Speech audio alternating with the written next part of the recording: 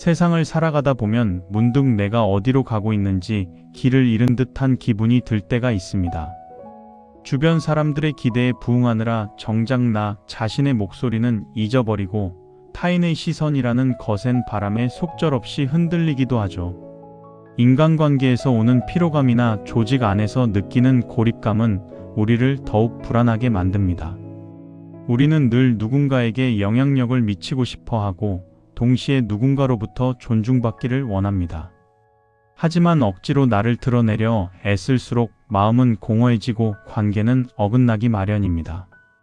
어떻게 하면 요동치는 세상 속에서 북극성처럼 단단하게 나의 자리를 지킬 수 있을까요?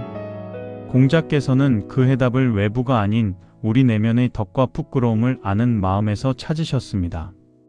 억압이나 강요가 아닌 스스로 빛을 내어 주변을 밝히는 존재가 되는 법에 대해 이야기하셨죠. 나를 세우고 세상을 품는 지혜가 담긴 위정편의 여정을 시작하려 합니다. 그 첫 번째 발걸음으로 나라는 존재가 어떻게 주변의 중심이 될 수 있는지 그 근본적인 원리에 대해 살펴보겠습니다.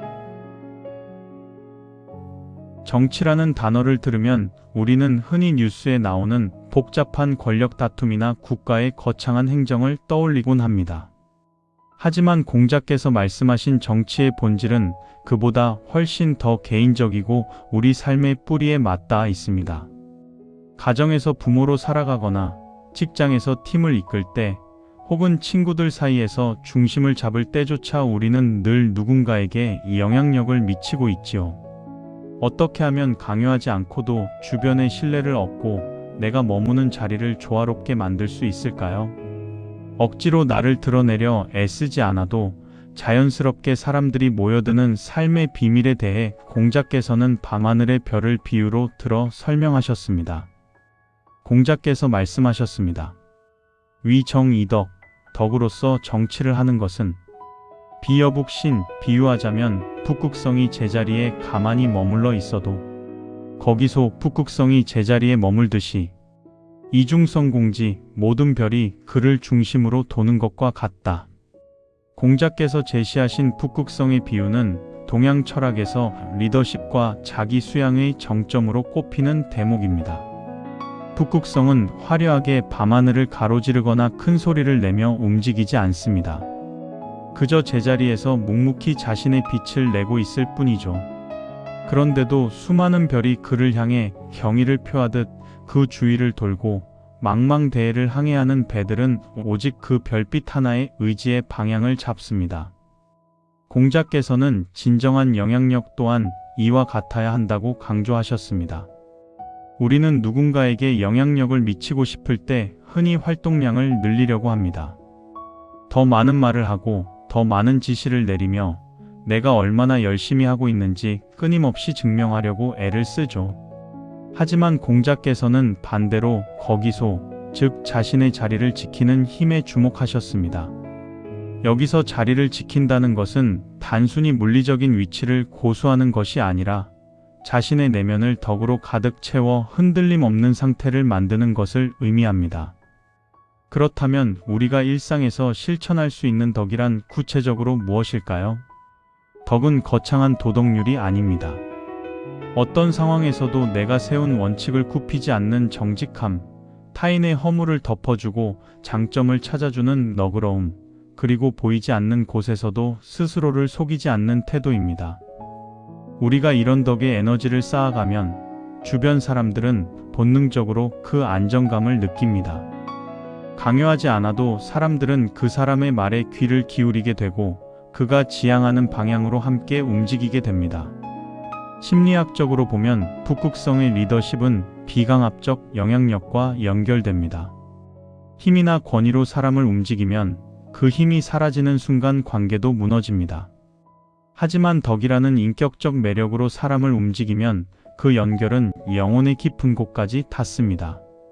직장에서 권위적인 상사보다 말 한마디를 해도 진심이 느껴지고 위기 상황에서 평정심을 잃지 않는 선배를 더 따르게 되는 이유가 바로 여기에 있습니다. 그 선배는 이미 그 조직의 북극성이 되어 주변의 질서를 잡고 있는 것입니다. 현대 사회는 우리에게 끊임없이 움직이라고 종용합니다. 남들보다 한 발 앞서가야 하고 더 화려한 스펙을 쌓아야 하며 끊임없이 자신을 마케팅해야 성공한다고 말하죠. 하지만 그런 분주함 속에서 정작 나라는 중심점은 어디에 있는지 잊어버리곤 합니다. 내가 어디로 가야 할지도 모르는 상태에서 무작정 속도만 낸다면 우리 주변의 별들은 갈피를 잡지 못하고 흩어질 수밖에 없습니다. 오늘 우리는 스스로에게 질문을 던져보아야 합니다. 나는 지금 사람들을 억지로 끌고 가려 하는가? 아니면 그들이 따르고 싶어 하는 빛을 내고 있는가? 만약 인간관계가 삐걱거리고 내 뜻대로 풀리지 않는다면 그것은 내가 부족하게 움직여서가 아니라 나의 덕이 아직 중심을 잡지 못했기 때문일지도 모릅니다. 먼저 나의 마음을 정돈하고 인격의 자리를 바로 잡으세요. 내가 맑고 단단한 존재가 되면 세상의 소음은 잦아들고 나를 지지하는 소중한 인연들이 자연스럽게 내 곁을 채우기 시작할 것입니다. 공자의 이 가르침은 우리에게 커다란 위안을 줍니다. 세상을 바꾸기 위해 세상을 휘저을 필요가 없다는 것이니까요. 오직 나 자신을 바로 세우는 것, 내 안의 북극성을 밝히는 것만으로도 충분합니다. 우리가 덕을 갖추기 위해 노력하는 그 과정 자체가 이미 가장 훌륭한 정치를 행하고 있는 셈입니다. 밤하늘의 북극성은 가장 밝은 별은 아닐지 모릅니다. 하지만 가장 변함없는 별이기에 모든 별의 중심이 되었습니다. 우리도 오늘 하루 화려하게 빛나기보다 변함없이 그 자리에 머무는 덕을 실천해 보는 것은 어떨까요? 나의 자리를 묵묵히 지키는 그 고요한 힘이 결국 여러분의 세상을 가장 평화롭고 아름답게 만들어줄 것입니다. 우리는 하루에도 수만 가지 생각을 하며 살아갑니다. 그 생각들 중에는 나를 성장시키는 건강한 다짐도 있지만 때로는 타인을 향한 시기심이나 스스로를 갉아먹는 부정적인 속삭임도 섞여 있기 마련입니다. 복잡한 세상 속에서 마음을 깨끗하게 유지한다는 것은 결코 쉬운 일이 아니지요. 수많은 지식과 정보가 쏟아지는 오늘날 우리에게 정말 필요한 것은 어쩌면 더 많은 배움이 아니라 내 마음의 불순물을 걸러내는 단 하나의 기준일지도 모릅니다. 공자께서는 방대한 시경의 가르침을 단 한 문장으로 요약하며 우리가 지향해야 할 마음의 본질을 짚어주셨습니다. 공자께서 말씀하셨습니다. 시 300, 가, 1원 2페지, 왈사무사. 시경에 담긴 300편의 시를 한마디 말로 덮어 요약하자면 생각에 사악함이 없는 것이다. 사무사. 생각에 사악함이 없다는 이 짧은 문장은 공자 철학의 핵심을 관통하는 통찰입니다. 당시 시는 단순한 문학 작품을 넘어 인간의 감정과 도덕, 예법을 담은 종합적인 교육서였습니다. 삼라만상의 이치와 인간사의 온갖 희로애락이 담긴 그 방대한 가르침을 관통하는 단 하나의 원리가 결국 생각의 순수함이라는 점은 우리에게 매우 깊은 울림을 줍니다. 여기서 사악함이 없다는 말은 단순히 나쁜 짓을 저지르지 않는다는 도덕적 결벽증을 의미하는 것이 아닙니다. 오히려 꾸밈이 없는 상태, 자기 기만이 없는 상태에 가깝습니다. 우리는 종종 자신의 이기심을 정당화하기 위해 그럴듯한 논리를 만들어내곤 합니다. 남을 미워하면서도 그것이 정의를 위한 비판이라 포장하고 욕심을 부리면서도 어쩔 수 없는 생존의 문제라며 스스로를 합리화하기도 하죠. 공자께서는 바로 그런 마음의 왜곡과 가식을 경계하신 것입니다. 심리학적으로 볼 때 사무사는 자기 객관화와 정직함의 정점입니다. 인간의 내는 고통을 피하기 위해 끊임없이 인지 부조화를 해결하려 듭니다. 내가 잘못을 저질렀을 때 내 탓이 아닌 남 탓으로 돌리는 것이 뇌 입장에서는 훨씬 편안하기 때문입니다. 하지만 공자께서는 바로 그 지점에서 멈추라고 말씀하십니다. 내 마음속에서 일어나는 감정의 파도를 가만히 들여다보고 그 밑바닥에 숨겨진 진실된 동기를 마주하는 용기가 필요합니다. 누군가를 질투하는 마음이 들 때 그 감정을 부정하거나 정의의 이름으로 깎아내리기보다 내 안에 이 열등감이 있구나라고 투명하게 인정하는 것, 그것이 바로 사무사의 시작입니다. 무언가를 간절히 원할 때 그것이 정말 나를 위한 것인지 아니면 타인의 시선을 의식한 과시욕인지를 스스로에게 묻는 과정이 바로 생각을 정화하는 과정입니다. 생각에 사가 없고 투명하다는 것은 이처럼 자기 자신을 속이지 않는 진실함을 뜻합니다. 삶이 복잡해질수록 우리는 자꾸 외부의 정답을 찾아 헤맵니다. 어떤 책을 읽어야 할지, 어떤 강의를 들어야 지혜로워질지 고민하며 지식을 채우기에 급급합니다. 하지만 공자께서는 복잡한 이론을 싸기보다 내 마음의 결을 먼저 살피라고 권하십니다. 마음속에 낀 욕망의 이끼와 가식의 먼지를 걸러내고 본연의 순수함을 회복할 때 우리는 비로소 세상을 왜곡 없이 바라볼 수 있는 밝은 눈을 갖게 됩니다. 실천적인 측면에서 사무사를 우리 삶에 적용해 본다면 의도의 점검이라고 할 수 있습니다. 말 한마디를 내뱉기 전, 행동 하나를 하기 전, 지금 나의 이 선택에 불순한 의도는 섞여 있지 않은가? 라고 단 3초만 자문해 보는 것입니다. 이 짧은 멈춤은 우리를 수많은 후회로부터 구해줍니다. 진심은 억지로 꾸미지 않아도 전달되는 은은한 향기가 있고 사심 없는 행동은 주변 사람들의 마음을 움직이는 가장 강력한 에너지가 되기 때문입니다. 결국 인생의 품격은 얼마나 많은 지식을 머리에 담았느냐가 아니라 얼마나 투명한 마음을 유지하느냐에 달려 있습니다. 시 300편의 가르침이 결국 생각의 순수함으로 귀결되듯 우리 인생의 수많은 경험과 배움들도 결국 어떤 마음으로 살아갈 것인가라는 근본적인 질문으로 모이게 됩니다. 가식의 옷을 한꺼풀 벗겨내고 본연의 진실한 나와 마주할 때 우리 삶은 비로소 타인의 시선에서 자유롭고 평온해질 수 있습니다. 우리는 흔히 똑똑한 사람이 되려고 노력하지만 공자는 맑은 사람이 되라고 조언합니다. 똑똑함은 남을 이길 수 있게 해주지만 맑음은 나를 지키고 세상을 품게 해주기 때문입니다. 생각이 맑은 사람 곁에는 사람들이 모여들고 그곳에는 자연스럽게 신뢰와 조화가 싹틉니다. 그것이 바로 앞서 위정편 제1장에서 말한 북극성의 자리에 이르는 가장 구체적인 방법이기도 합니다. 오늘 여러분의 마음 풍경은 어떤 모습인가요? 혹시 타인에게 보여주기 위한 화려한 수식어들로 마음을 분주하게 채우고 있지는 않은지, 아니면 소박하지만 단단한 진심이 자리 잡고 있는지 가만히 들여다보는 시간을 가져보셨으면 합니다. 생각의 불순물을 걷어내고 맑은 샘물처럼 흐르는 마음으로 하루를 대할 때 세상은 이전과는 전혀 다른 모습으로 여러분에게 다가올 것입니다.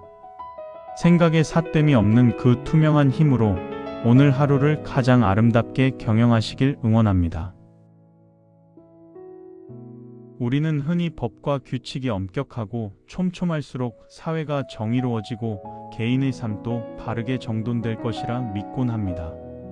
잘못을 저지르면 반드시 처벌을 받고 규칙을 어기면 그에 합당한 대가를 치르는 시스템이 완벽하게 작동한다면 세상에 아무런 문제가 없을 것 같지요. 하지만 현실은 어떻습니까? 법망을 교묘하게 피해가는 사람들, 처벌만 면하면 그만이라는 태도로 타인에게 상처를 주는 이들이 여전히 우리 주변에 존재합니다. 강제로 규제하는 힘은 사람의 겉모습과 행동을 잠시 멈추게 할 수는 있지만 그 사람의 깊은 속마음까지 바꾸지는 못하기 때문입니다. 누군가 지켜보고 있을 때만 바른 척하는 삶은 얼마나 피곤하고 위태로운가요? 공자께서는 바로 이 지점, 즉 외부의 강제와 내면의 자율 사이의 결정적인 차이에 주목하셨습니다. 단순히 죄를 짓지 않는 수준을 넘어 스스로 부끄러움을 느끼고 바른 길을 선택하게 만드는 진정한 변화의 원동력에 대해 말씀하셨습니다. 공자께서 말씀하셨습니다. 도지이정, 제지이형, 민면이무치. 법령으로 백성들을 인도하고 형벌로서 그들을 질서 있게 다스린다면 백성들은 처벌만 면하려 할 뿐 부끄러움을 알지 못한다. 도지이덕, 제지이례, 유치차격. 덕으로서 그들을 인도하고 예로서 그들을 질서 있게 다스린다면 백성들은 부끄러움을 알게 되고 진심으로 감화되어 따르게 된다. 이 문장은 동양 정치 철학의 정수라고 불리는 덕치와 법치의 대비를 명확하게 보여주는 대목입니다. 먼저 공자께서는 법과 형벌에만 의존하는 다스림의 치명적인 한계를 지적하십니다. 민면이무치, 즉 백성들이 형벌을 피하는 것만을 유일한 목적으로 삼게 되면 처벌받지 않을 정도의 교묘한 편법을 찾느라 혈안이 된다는 것입니다. 이는 오늘날 우리 사회에서도 흔히 볼 수 있는 풍경입니다. 규제가 늘어날수록 그 규제를 우회하는 기술도 정교해집니다. 마음에서 우러나온 행동이 아니라 매를 피하기 위한 행동은 결국 감시가 소홀해지는 순간 무너지고 맙니다. 반면 공자가 제시하는 대안은 덕과 예입니다. 덕으로 인도한다는 것은 리더가 먼저 인격적인 본보기를 보이는 것이며, 예로 질서를 잡는다는 것은 서로를 존중하는 사회적 합의를 실천하는 것입니다. 이렇게 되면 사람들은 유치차격의 상태에 이르게 됩니다. 스스로 부끄러움을 느끼고 누가 보지 않아도 스스로를 바로잡는 격식을 갖추게 된다는 뜻입니다. 여기서 가장 중요한 키워드는 바로 부끄러움입니다. 심리학에서는 이를 도덕적 자아의 형성이라고 부릅니다. 타인의 시선이나 외부의 압력 때문에 행동을 조절하는 것이 아니라 내가 나 스스로를 볼 때 당당하지 못한 것을 견디지 못하는 마음입니다. 이 부끄러움이야말로 인간을 짐승과 구분짓는 가장 고결한 감정이며 성숙한 개인으로 거듭나게 하는 핵심 장치입니다. 부끄러움을 아는 사람은 남이 나를 비난하기 전에 이미 내 안의 양심이 나를 꾸짖는 것을 듣습니다. 우리의 일상을 한번 돌아봅시다.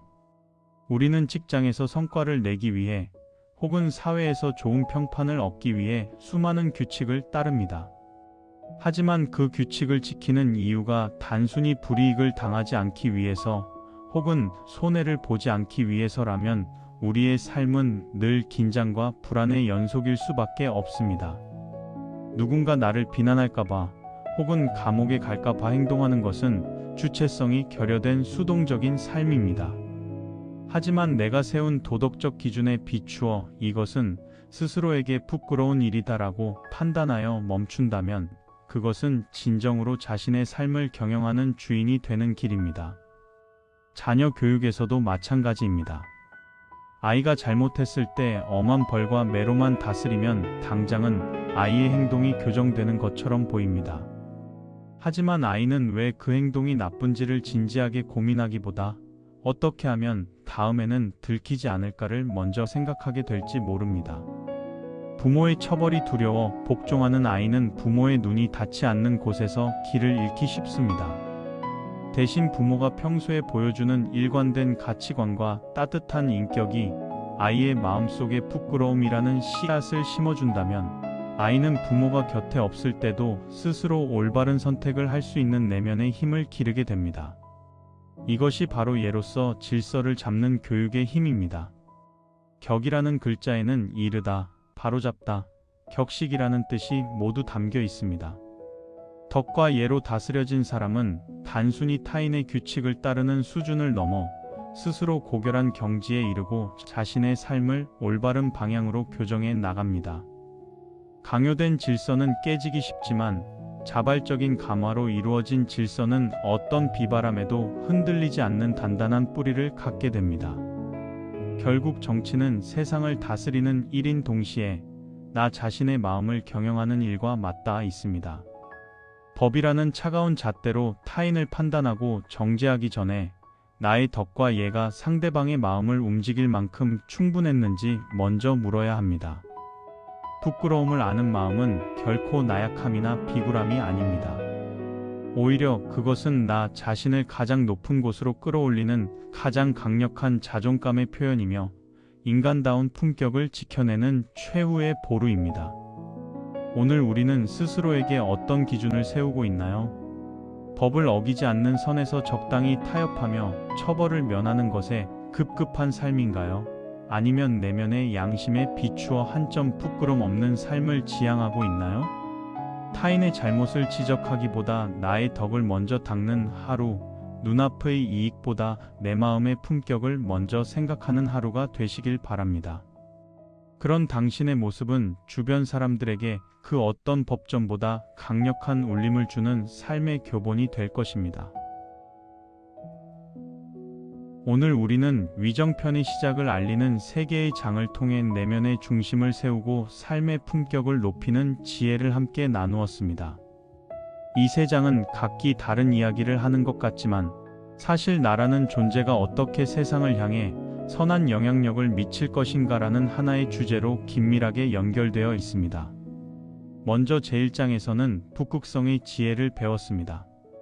영향력이라는 것은 목소리를 높이거나 억지로 타인을 휘두르는 데서 오는 것이 아니라 내 자리를 묵묵히 지키며 스스로 빛을 내는 덕에서 시작된다는 사실을 확인했습니다.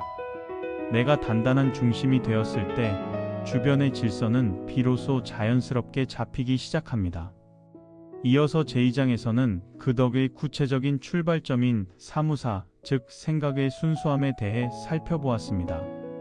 수많은 지식과 기술보다 중요한 것은 내 마음속의 이기심과 가식을 걷어내고 자기 자신을 속이지 않는 투명함을 유지하는 것입니다. 생각이 맑은 사람의 에너지는 그 자체로 주변을 정화하는 힘을 가집니다.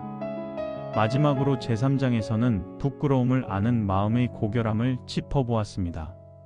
법과 처벌이라는 외부의 강제에 끌려다니는 수동적인 삶이 아니라 내 안의 양심에 비추어 스스로를 바로잡는 유치차격의 경지를 추구할 때 인간은 비로소 진정한 자유와 품격을 얻게 됩니다.